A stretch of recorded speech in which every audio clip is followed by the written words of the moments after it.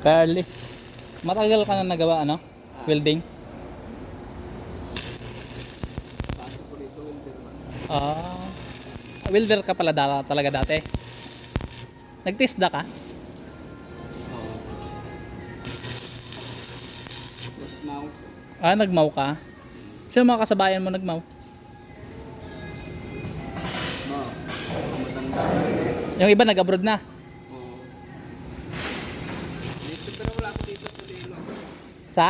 Dilo. Ah.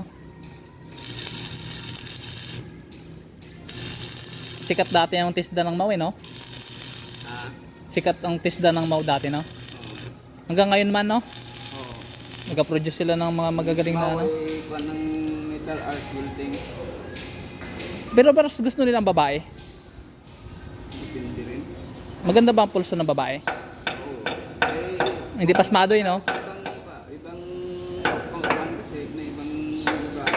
Oo. Pag welder ka lang, iba ang nagatik-tik ng ano, iba ang nagapantay. Kaya pala.